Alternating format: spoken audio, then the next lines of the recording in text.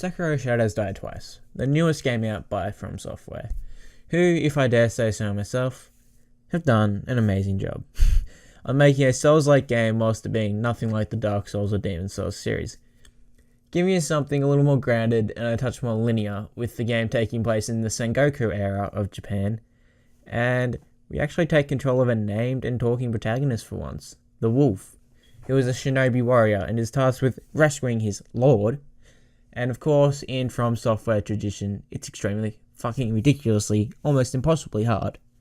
But I still found myself having fun, even though I probably died way over 300 times in the fucking game.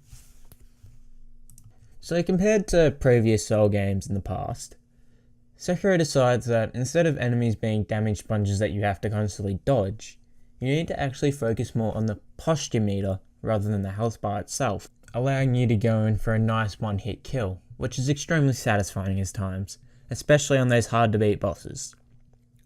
However, the game being a From Software game, the combat has one of the most extreme learning curves I think I've ever seen in a game. And with a massive number of items at your disposal, you're still gonna get your ass fucking whooped. But it never feels like bullshit, because you know most of the time where you messed up, but I feel that the camera in this game can actually really fuck you over in the combat situations, and you're most likely going to get killed because of it, but that's the only time I felt I got fucked over in this game.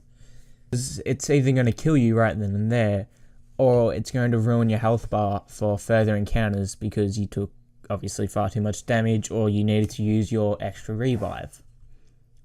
Another massive part of this game's combat, and something new, is the Shinobi prosthetic, which is your prosthetic arm, but it comes with a few gadgets equipped, almost like Batman's utility belt, but in the form of an arm. It has a grappling hook, and it can even attach an axe or a shuriken thrower, but it is kind of useless if I'm being honest, and it mainly only comes in handy in very certain situations, which is unfortunate because it could have really helped out the player in certain parts of the game if the prosthetic was made for more general situations that you find yourself in the game, rather than one or two boss fights that you find yourself in where it might be helpful. And only certain tools are really only meant for about one enemy type. And that enemy type might only show up in one part of the game at the start, and that's it. And that prosthetic becomes useless for the rest of the game. Look, I've been talking about the head-on-head combat. Let's go a bit more into the stealth side of things. And I'm going to be honest, the stealth in this game is actually really good, it's really solid, and most of all, it's really fun to do. And it has some of the better stealth mechanics that I've seen in games in the past. But once again, it's especially hard to do, considering the smart placing of enemies and the actual half-decent AI that's in the game. It makes the stealth really, really hard, but what am I going to say? It's a From Software game. Of course the stealth is going to be hard, because you could cheese your way through the whole game.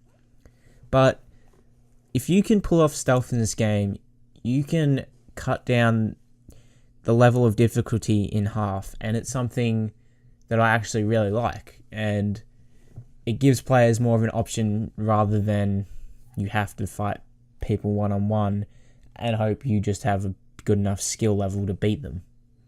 So with Sekiro being a bit more linear than the Souls games, it tones down the RPG mechanics obviously, with no character creation and replacing the leveling system with a skill point based system instead, which is a nice change of pace and allows the player a bit more flexibility with Sekiro. Even if it isn't a character of their own creation, it's still nice to level up in a way. Now, this time around, instead of having multiple weapons to choose from, you're now left with your trusty samurai sword, and as such allows more throwaway healing and stat boosting items to be thrown out into the world rather than having weapon and armor pieces in the mix, which again is something I actually really enjoy, and I'm glad to see that Sekiro doesn't just copy and paste the Soul games formula. So as I stated before, Sekiro is obviously, a challenging game, with new combat mechanics and a very steep learning curve, and it has a lot of very skilled enemies. But however, the bosses felt to me lacking almost, considering this is a game made by the same people who made Dark Souls 1, 2, and 3, along with the Demon Souls and the Bloodborne series. And the bosses are actually only really made harder in this game by just giving them more lackeys. And it's frustrating because there's no depth to these bosses and they're not as complex as I would have liked to have seen in a samurai game. They could be a lot more complex. But look, overall you're going to find the game hard. It is hard, but it's a cheap kind of hard. But you are given 2 lives. And reviving yourself every time you die does actually impact the world around you, however. NPCs around the world become ridden with the disease known as dragon rot. And as such, the more you die, the harder the game actually gets. By taking away your unseen aid, which allows the player to lose less XP and currency when dying, and dragon rot even may take away some quest lines and certain items for the player later in the game. But of course dragon rot is able to be cured, but only a select amount of times. So you do have to consider when it is time to cure people of dragon rot. Again, dragon rot is something that changes up the Souls formula, and something, again, I'm very happy to see in this game, where dying is inevitable, but actually dying can make the game harder, which, it's nice to see, I guess. Look, Sekiro is very amazing. It's very polished, and overall, it's just fun, with combat being creative and extremely difficult, combined with an amazing game world. Makes the raging just a little bit nicer. However, the game's story is somewhat stereotypical for a medieval Japanese samurai game, and feels kind of lacking. However, you're going to get most of your enjoyment from the gameplay itself, not the story. And Sekiro does really shine in the gameplay area, whilst also separating itself from the Souls and Bloodborne series, allowing it to hopefully start a new franchise of its own and become another game series where dying is half the fun.